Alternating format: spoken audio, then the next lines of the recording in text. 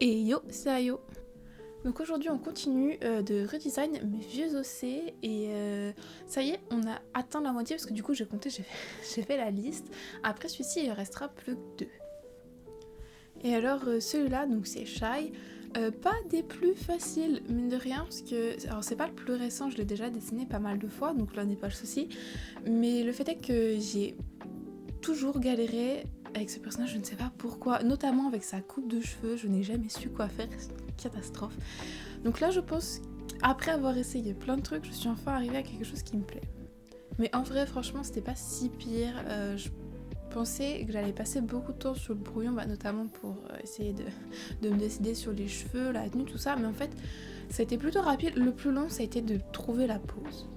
Le pire c'est une pose relativement classique, hein, mais je vous promets, j'ai galéré à commencer. Après une fois que j'ai eu trouvé la pose, que j'avais mes bases pour le brouillon, ça a été beaucoup plus simple, mais c'est vrai que j'ai eu du mal à le démarrer. Au niveau des particularités de ce personnage, alors un peu comme Ten, le personnage qu'on a fait la dernière fois, qui est un ange et qui du coup a des ailes, celui-ci, j'ai pas encore trop décidé comment j'ai appelé ça, mais je pense que... ça c'est pas, je pense c'est sûr, je suis vraiment pas douée pour trouver des noms aux choses, donc je vais arrêter et passer à autre chose, hein. Donc je vais appeler ça des démons. En l'occurrence, je pense qu'il est plus proche d'une sirène qu'autre chose, mais une sirène poisson, pas les sirènes oiseaux, parce qu'il a des écailles toutes fines au niveau des joues et sur le haut des épaules. Je suis pas encore tout à fait décidée sur quel genre de pouvoir et d'affinité il a, mais en termes d'apparence, c'est ça. Là, je les ai dessinées dans l'histoire et elles sont tellement fines qu'il peut les cacher avec du maquillage, donc on les voit pas toujours. Ensuite, que dire d'autre? Sa couleur à lui, c'est le bleu. Plutôt bleu clair, mais en vrai, toutes les couleurs que j'utilise sont claires, hein, donc je précise pas à chaque fois. En termes de piercing et tatouage, vous pouvez le voir, il a un piercing au niveau de son arcade sourcilière. Et il a un tatouage sur son bras, mais c'est sur le bras qui est caché par sa manche. Donc on ne le voit pas, je l'ai pas dessiné là.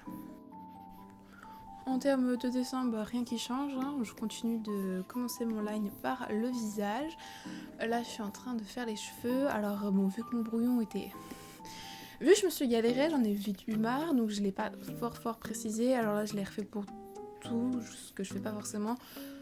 Je refais un brouillon entre guillemets vite fait, en appuyant pas trop, et après je repasse et je viens préciser mes traits. Et en vrai, j'ai pas trop regardé le temps que j'ai mis pour faire le visage et les cheveux parce que j'ai fait ça sur des jours séparés. Mais je sais que le reste du corps, j'ai mis qu'une heure, je crois, à faire le line. Alors bon, ça peut paraître beaucoup, parce que je comprends.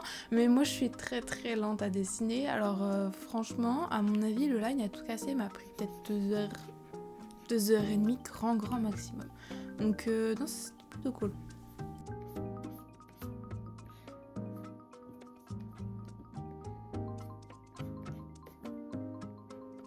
Ouais, c'est là qu'on voit l'intérêt de refaire plusieurs fois le brouillon, de prendre du recul, mettre un miroir, tout ça. Parce que la perspective au niveau de la petite queue de cheval, là, c'était vraiment très mauvais. En fait, c'était fort sur un côté et moi je voulais qu'elle soit centrée au niveau de sa tête, donc ça faisait vraiment pas de sens. Donc là, j'ai pu corriger parce qu'à force de redessiner dessus, je me suis dit, c'est bizarre, il y a un problème là, ça me dérange un peu. Donc oui, non, effectivement, c'était juste très mal placé. Et puis là, je m'autorise à pas nécessairement fermer tous mes traits quand c'est dans les cheveux, parce que ce sont des cheveux, hein, donc en règle générale, à moins de les avoir vraiment coiffés pour, tu te retrouves pas avec des mèches archi bien définies. En revanche, par contre, du coup, je fais attention sur les contours extérieurs pour histoire de fermer mon dessin, quoi.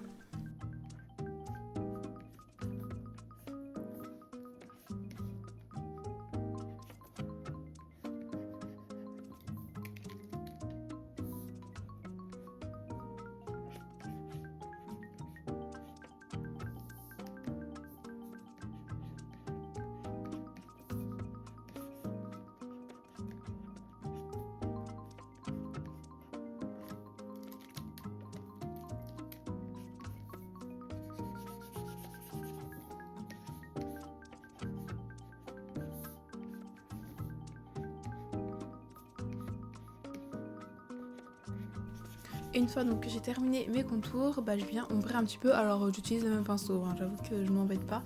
Bon, je fais pas ça que pour les cheveux, mais je trouve que pour les cheveux je le fais un peu plus, je trouve que ça rend mieux. Juste, souvent j'ombre les pointes.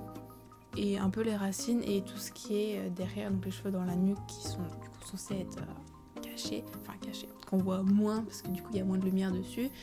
Et là je le fais pas systématiquement juste parce que j'oublie en fait, mais je suis venue rajouter des petites mèches qui volent. J'aime bien ce que ça rend, je sais pas pourquoi, mais des fois j'avoue que je passe complètement l'étape, donc c'est un peu dommage, donc je vais essayer de m'en souvenir. Et en gros voilà, donc tout ce que je viens de faire pour le visage et les cheveux, je répète pour le reste du corps. Souvent je sépare les calques, juste pour que si les cheveux passent devant le corps ou quoi, ils m'embêtent pas, je peux juste le cacher. Et puis si j'ai besoin par la suite d'effacer des choses, c'est plus simple, mais franchement c'est absolument pas obligé. Donc là je passe vite fait par-dessus mon brouillon où je fais mes traits sans trop appuyer pour voir les proportions si ça me convient. Et puis après je viendrai préciser. En termes de design, jusque là c'est le plus habillé des trois et il y a une raison, c'est parce qu'il n'habite pas dans la même région, il fait plus froid chez lui. Bon, la différence de température est pas incroyable non plus, hein, mais c'est pour ça qu'il a une veste et puis un pantalon, contrairement à Axi par exemple qui a juste un short et des sandales, lui il a des chaussures fermées. Et si vous vous demandiez pourquoi ils ont tous des chaussures à plateforme, de 1 c'est parce que juste j'aime bien dessiner les chaussures à plateforme. En fait non, je n'aime pas dessiner les chaussures. Ça, c'est un premier fait. Maintenant, il faut bien qu'ils aient des chaussures, donc je dessine des chaussures.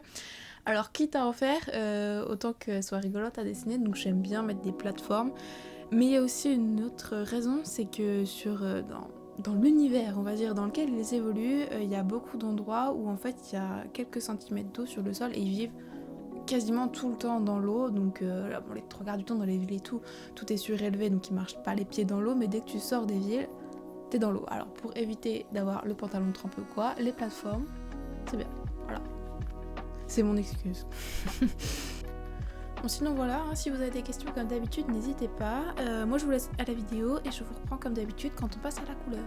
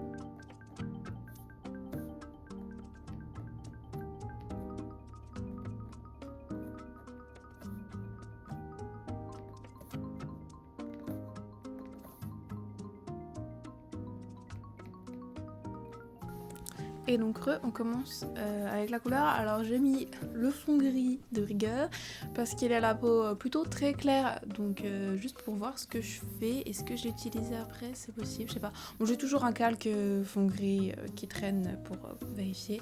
Je ne fais pas de trou. Comme ça je commence avec la peau parce que en vrai c'est vrai que c'est plutôt logique parce que la peau elle va être sous les vêtements, derrière les cheveux, tout ça, donc autant que ce soit le premier calque.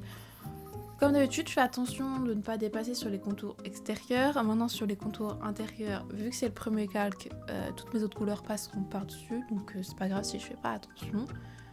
Et en gros, voilà. Comme je le disais précédemment, sa couleur c'est le bleu. Donc, une palette de couleurs plutôt froide. De toute façon, ça se voit même à sa peau. J'ai utilisé une couleur un peu plus rose que sur les autres personnages, notamment Ten qui a la peau un peu plus foncée. Donc, ça va être plus jaune-orange. Les couleurs vont changer, bien évidemment, parce que je suis incapable de me décider. Mais ça va pas tant changer que ça. J'ai changé quelques nuances, mais en vrai, rien non plus de trop drastique. Donc là, de toute façon, les premières couleurs que j'utilise, souvent on change, hein, donc j'ai l'habitude. C'est juste qu'il me faut une couleur pour moi décider. Tel élément, ce sera d'une couleur différente de tel autre élément, mais par exemple... Au niveau de sa veste, il a une sorte de sangle, il en a aussi au niveau de ses pantalons, donc il fallait que je décide de quelle couleur elles étaient. J'ai décidé qu'elles seraient toutes de la même couleur. Donc quand je fais mes premiers aplats, je vais les mettre toutes de la même couleur et après je viendrai soit juste modifier un peu la nuance de la couleur, soit complètement changer de couleur. Typiquement au niveau du revers de la veste, là, au niveau du col, je sais pas si vous voyez, est-ce que je l'ai gardé ou pas dans les clips, mais c'est... Où est-ce que je l'ai filmé? Ça se trouve, je l'ai même pas filmé. Au début, j'étais partie sur un vert un peu plus flashy et finalement, c'est devenu blanc. Donc, ça arrive. Ouais, pareil, vous avez l'habitude maintenant, hein, pour m'aider à voir un peu plus clair au niveau des contours de la ceinture entre le haut et le pantalon qui ont des couleurs très similaire. J'ai caché le calque du haut, la couleur n'a pas disparu, il n'est pas devenu blanc. Je le remettrai, voilà, je le remets là parce que j'ai terminé, donc je sais que j'ai pas dépassé.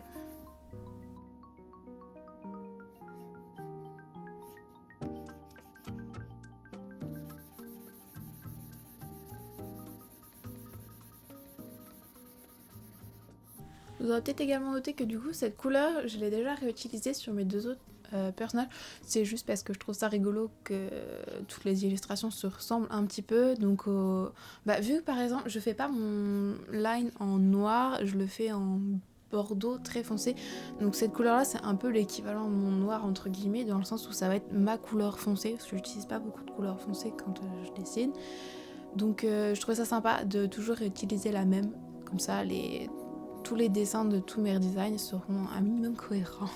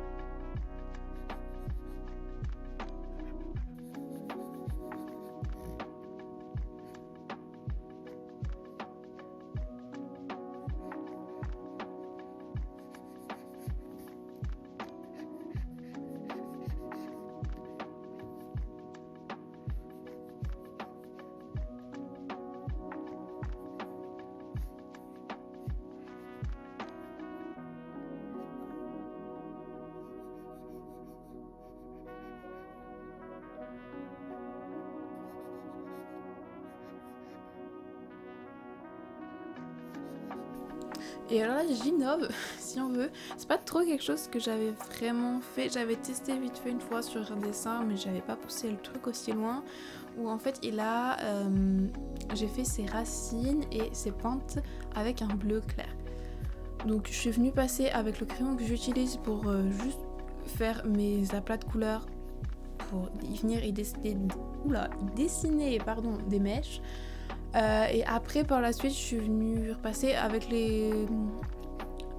C'est quoi, c'est un pinceau façon aquarelle et puis celui qui fait les petites taches comme j'utilise d'habitude, sauf que du coup cette fois-ci je suis venue utiliser la couleur enfin la couleur, j'ai utilisé plusieurs couleurs, mais un bleu un peu plus clair du coup pour mélanger un peu le tout. Je suis pas sûre que ça fasse trop de sens, mais en vrai j'aime bien le mélange de textures. Franchement, j'étais clairement pas sûre de moi pour le coup, mais je trouve que je m'en suis pas trop mal sortie. Mais ça de toute façon vous le verrez après. Donc une fois que j'ai terminé mes aplats, souvent vu que je commence par la peau, quand je viens préciser mes couleurs, on va dire, je reprends avec la peau. Bon, c'est classique, hein, une couleur, alors souvent c'est rose, mais des fois un peu plus orange-rouge, là plus rose froid parce qu'il a la peau plus froide, en mode un peu blush au niveau des pommettes, mais aussi sur le contour du visage juste pour qu'il ait l'air un peu moins mort. Après lui, je lui ai mis un peu de bleu aussi parce que du coup ses écailles sont un peu bleu violettes. J'ai mis des petits reflets blancs façon nacre dans un sens, même si j'ai pas été pousser le truc aussi loin. Donc pour rappeler ça, je lui ai mis, il a les lèvres bleues très claires, quasiment blanches, et il a un petit peu de fard aussi bleu.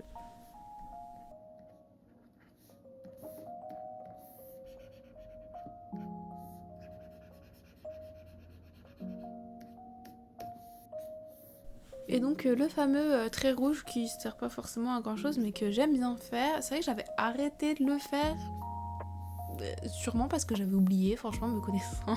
Je sais pas pourquoi j'oublie tant de choses, mais faut que je fasse une liste à un moment donné, ça devient ridicule.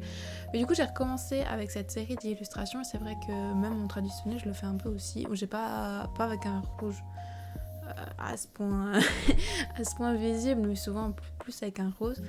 Mais voilà, moi j'aime bien, donc je continue de le faire. Et là, je fais les yeux. Est-ce que tous les personnages c'est le cas? Je pense que oui. À chaque fois, leur couleur, c'est aussi la couleur de leurs yeux. Parce que je suis quelqu'un qui ne suis pas décidée sur les couleurs, donc je réutilise beaucoup les mêmes couleurs. Si j'ai décidé que c'était bleu, je vais faire beaucoup de choses en bleu. Je trouve que ça aide aussi à la cohérence et ça m'évite de m'éparpiller un peu trop aussi.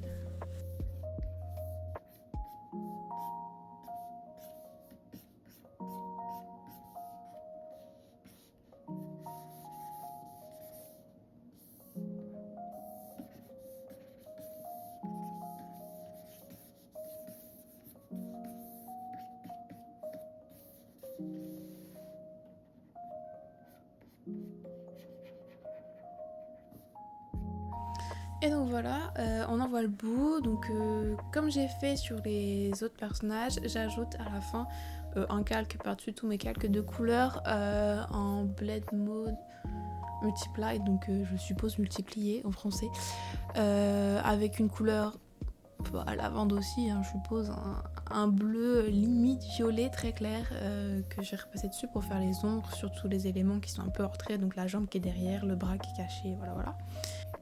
Pour terminer le tout, je réutilise le fond que j'ai utilisé les fois précédentes, juste comme d'habitude, je change la couleur. Et sur ce, je vous dis merci d'avoir regardé, je vous laisse avec le résultat. Ce sera posté sur Instagram si vous voulez prendre plus le temps de le regarder. Et moi je vous dis à la prochaine.